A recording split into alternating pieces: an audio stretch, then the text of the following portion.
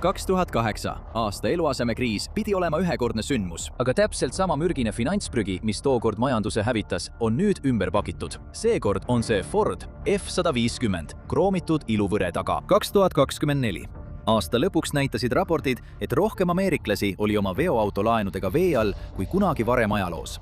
Keskmine omanik oli oma sõiduki tegelikust väärtusest $6500 rohkem võlgu. Fantoomvõlgade mui paisub ja on valmis lõhkema. Ja kui see juhtub, jääb terve põlvkond eluasemeturult välja. Luksuslike veoautode arv on igal pool hüppeliselt kasvanud, kuid paljusid neist ei kasutata enam nii, nagu veoautosid traditsiooniliselt kasutati. Selle asemel, et vedada varustust, töötada ehitusobjektidel või liiguda raskel maastikul, veedavad need autod enamiku ajast äärelinnades, kontorite parklates või linnatänavatel. Samal ajal on nende veoautode hinnad lakke tõusnud. Mudelid, mille hind ületab tublisti $100,000, kasutatakse lihtsalt kontorisse ja tagasi sõitmiseks, kuid hoolimata sellest kõrgest hinnasildist kasvab nõudlus endiselt. Tegelikult viitavad andmed sellele, et paljud ostjad venitavad oma rahalisi võimalusi vaid selleks, et üks selline auto omada.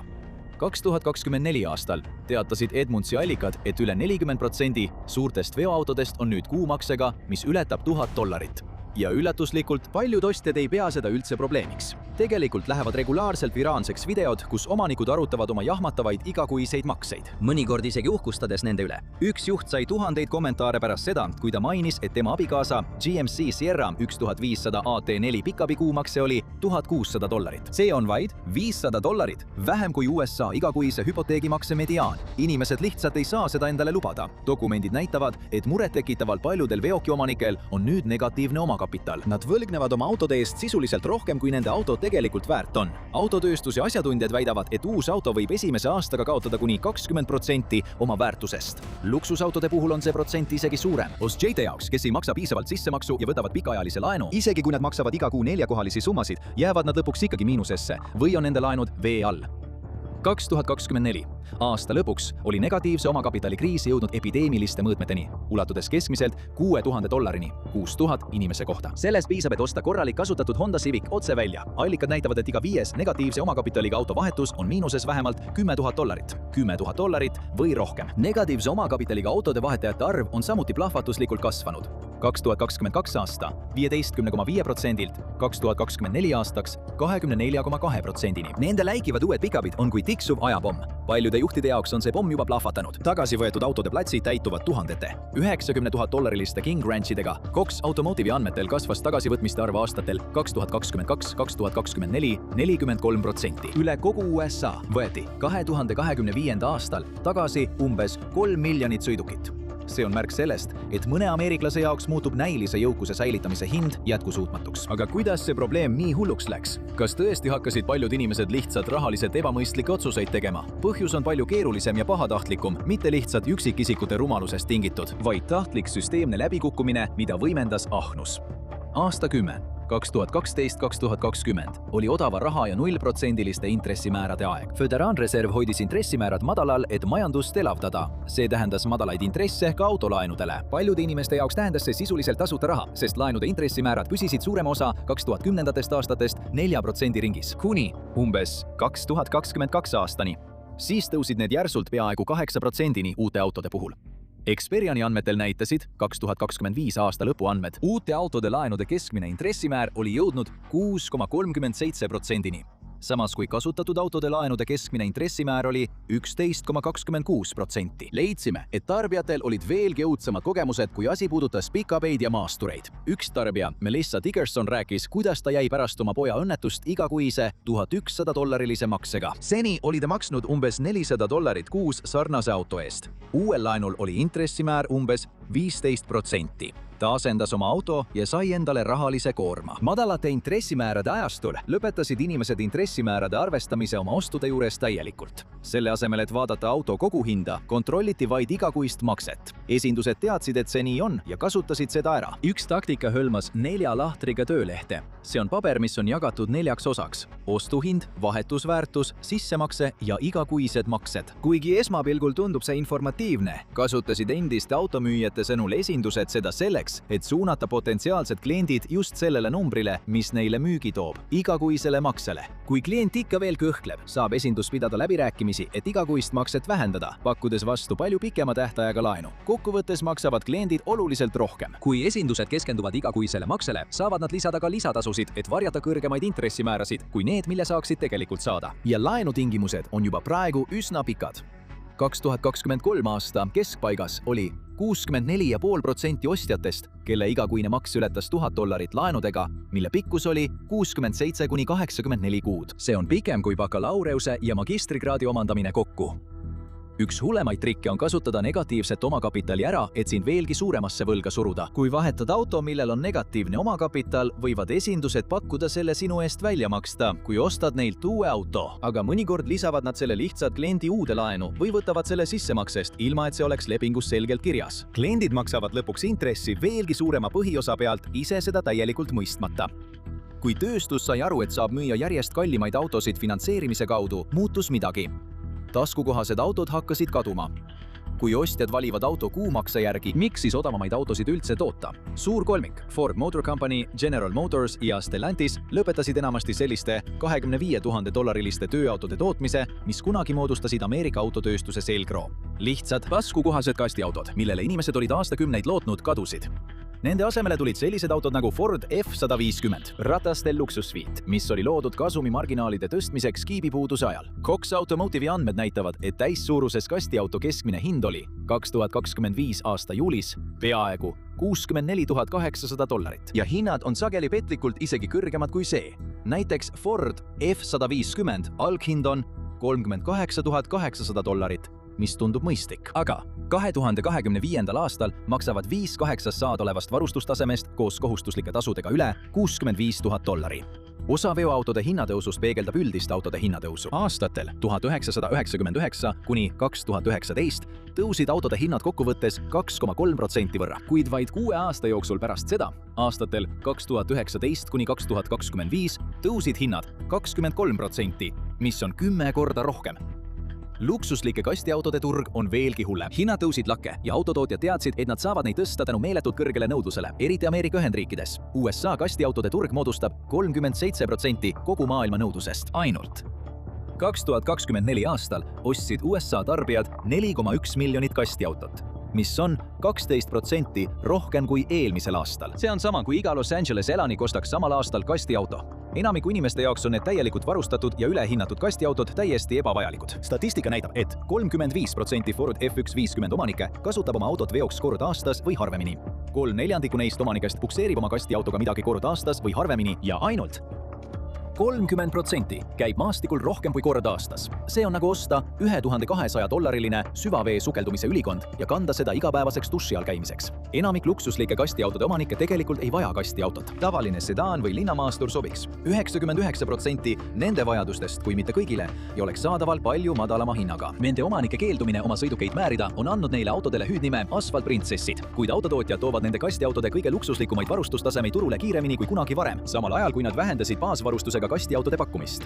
2026. Aasta alguses suurendas Ford oma kõige kõrgema varustustasemega F-150 mudelite, sealhulgas Platinum ja Platinum Plus laoseisu, samal ajal kui nad vähendasid XL baasvarustusega mudelite tootmist 19% võrra.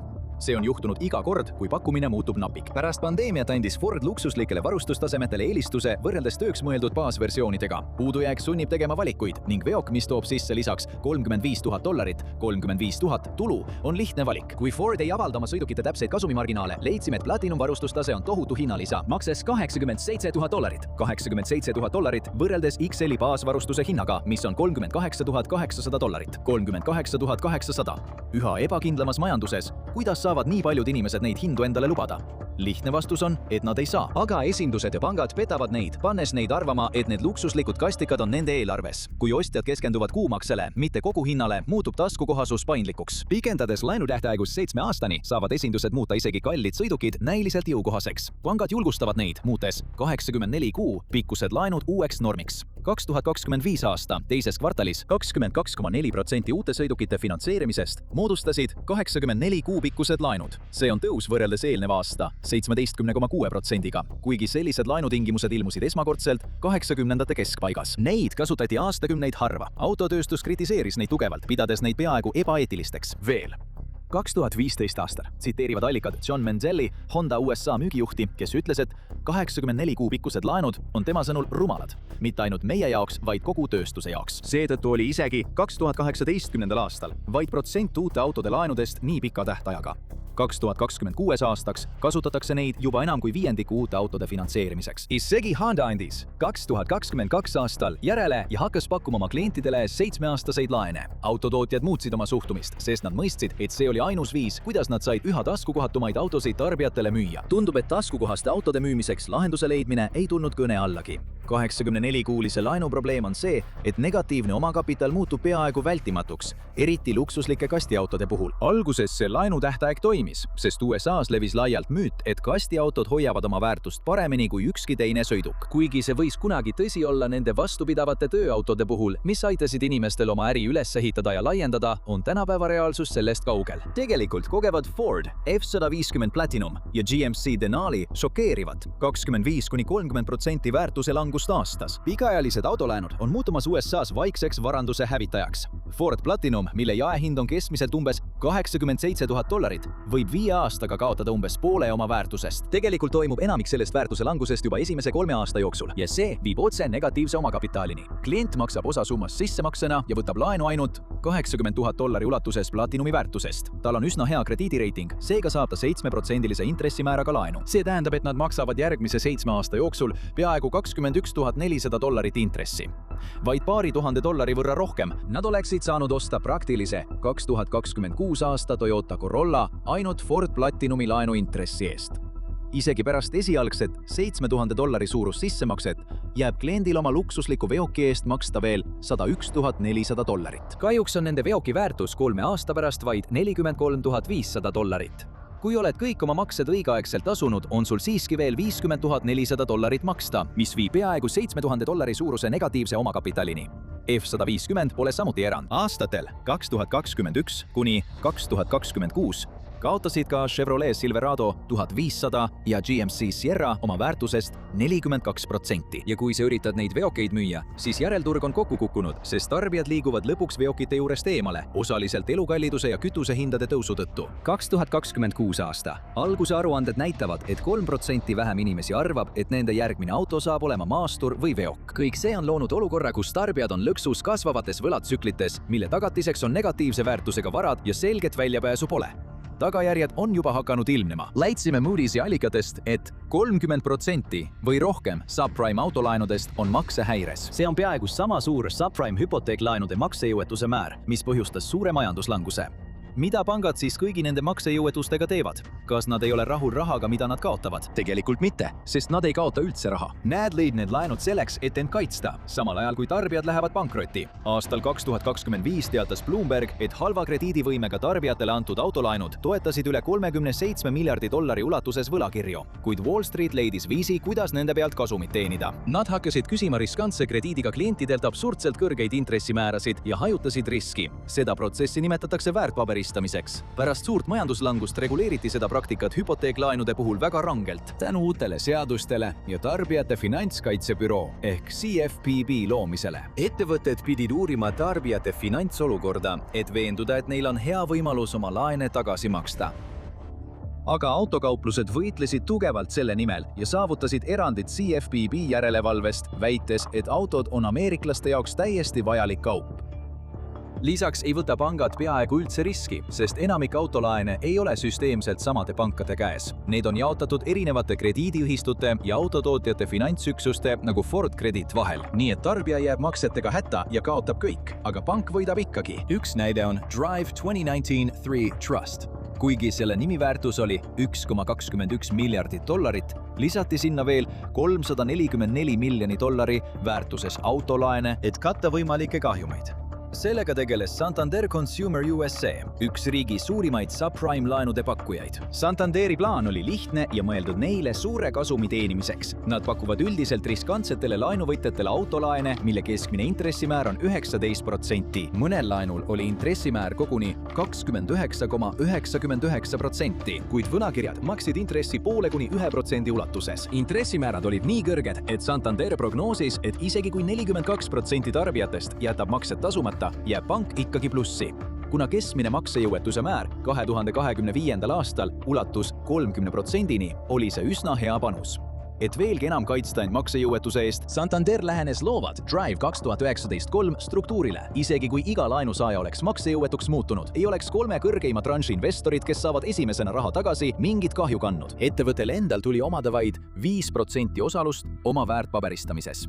Antud juhul tähendas see $71 miljonit oma raha. Kui maksejõuetusi oleks olnud väga palju, oleks ettevõte saanud oma raha tagasi alles viimasena. Aga kui maksejõuetused oleksid jäänud oodatud kõrgete protsentide juurde või alla selle, oleks ettevõte saanud suure osa ülejäänud rahast endale. Tegelikult näitasid SP Global Ratingsi aruanded, et isegi kui kuni 60% laenuvõtjatest muutuks maksejõuetuks, saaksid kõik kõrgema järgu võlakirja omanikud oma raha tagasi. Ühe erainvesteerimispanga allikas ütles, et seda võiks võrrelda tuumaplahvatuse eest kaitsvaks pommivarjendiks. Rääkimata sellest, et GPS-tehnoloogia ja numbrimärkide jälgimine on muutnud maksetega hätta jäänud omanike autode leidmise, tagasivõtmise ja edasimüümise lihtsamaks kui kunagi varem. Nende müükide raha läheb otse võlakirja omanike kontodele. National Automotive Finance Associationi avalduste kohaselt on need subprime-laenud mõeldud tarbijate abistamiseks. Vastasel juhul ei saaks inimesed, kellel pole head krediidivõimet, sellises tugevalt autokeskses riigis nagu USA endale transporti lubada. Tööstuseksperdid ei nõustu sellega. Üks õigusteaduse professor ja endine CFPB liige ütles, see turg on üles ehitatud nii, et teenitakse raha isegi siis, kui see võib laenuvõtjate arvelt kasu lõigata. Ja just see juhtuski Drive 2019-3-ga. Kui see lõpetati, polnud 25% laenurahast tagasi makstud.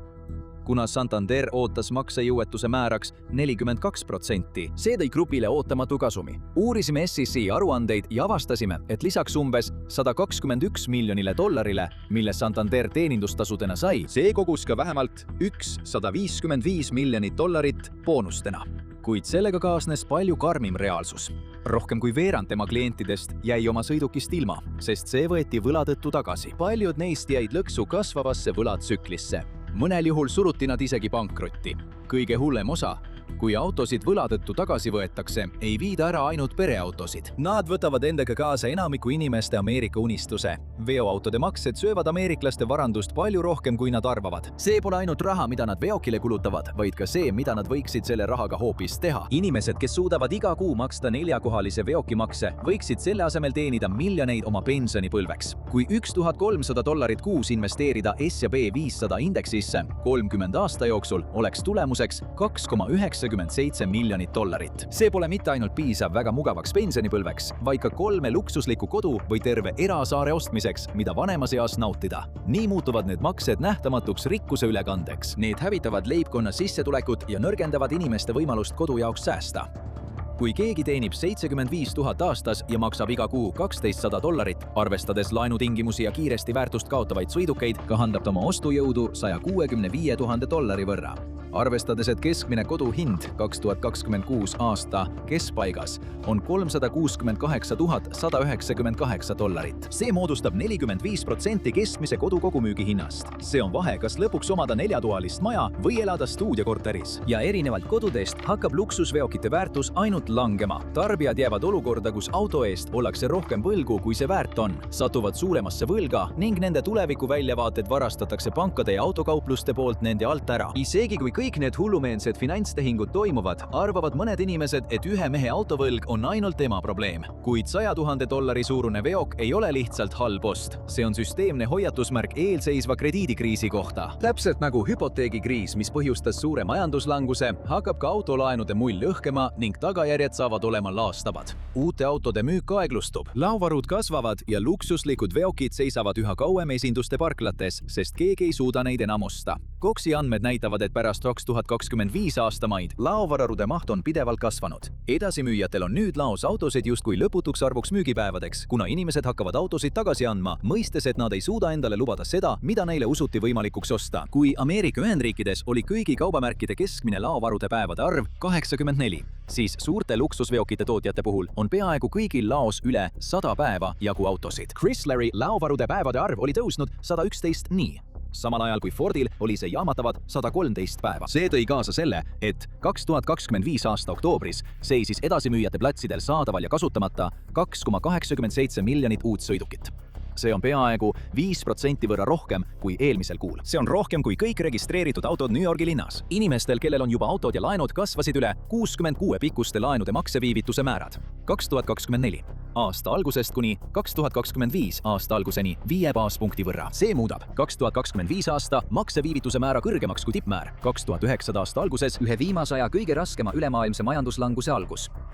2025 aasta oktoobri seisuga oli 6,65% subprime laenuvõtjatest oma autolaenudega vähemalt 2 kuud maksetähtaega ületanud. Inflatsioon, õppelaenumaksete taastumine ja mõnevõrra seiskunud tööturg avaldavad jätkuvalt survet autojuhtidele, kes lihtsalt ei suuda enam maksetega sammu pidada. Kõige murettekitavam on see, et selle surve tõttu subprime laenuvõtjate osakaal on kasvanud kõrgeimale tasemele alates 2019. aastast. Peaaegu 15% klientidest. Nii et see nõiaring kahtlastest laenuandmistavadest ja maksejõuetustest läheb ainult hullemaks. Ja nagu enamiku kriiside puhul on subprime turg esimene, mis järele annab. Texases subprime autolaenuandja Tricolor Holdings kukkus ootamatult kokku 2025 aasta septembris. Isegi kõigi nende kaitsemeetmetega, mida need finantsasutused kasutusele võtsid, on luksuslike kastiautode turg muutunud nii halvaks, et sellest lihtsalt ei piisanud nende päästmiseks. Kuigi Tricolor polnud üks suurimaid ettevõtteid, on selle pankrot ja likvideerimine saatnud šokilaineid läbi Wall Streeti. Isegi finantsgigandid nagu JP Morgan Chase ja BlackRock olid raputatud.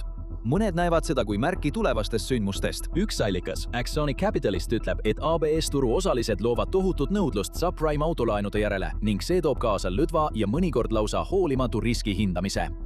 Tarbijate jaoks, kes on nende praktikate tõttu kõik kaotanud, on hoolimatu isegi liiga leebe väljend. Sellel on veelgi kurjem põhjus. Pankrot on käivitanud suure föderaalse uurimise just nende praktikate suhtes, mis on aastaid autotarbijaid ära kasutanud. Föderaalsed prokurörid uurivad nüüd Tricolori dokumente ja tegevust, otsides tõendeid pettuse kohta. Kahjuks võib see uurimine tulla liiga hilja ja olla liiga väike. Esindused ja pangad leidsid viisi, kuidas muuta järjest kallimad sõidukid enamikule ostjatest paberil taskukohaseks. Pikemad laenud ja madalamad igakuised maksed tõmbasid tarbijaid võlgadesse, mida nad täielikult ei tajunud, samal ajal kui teisel pool kasumid kasvasid. Mis kunagi oli usaldusväärne ja taskukohane tööauto keskklassile, on muutunud millekski hoopis muuks. See on vähem tööriist töö tegemiseks ja rohkem vahend rahalise kasu väljapumpamiseks. Võib-olla just seda see tegelikult esindabki. Ajastu, kus edu näivust on lihtne osta, kuid rahaline vabadus pole seda mitte. Lõppkokkuvõttes ei muutnud meid mitte veoautod ise, vaid võlad, mille võtsime nende omamiseks. Kallite veoautode tõus ja suurenenud igakuised maksed ei toimu isoleeritult. See on osa laiemast süsteemist, mis avaldab survet nende sõidukite tootjatele.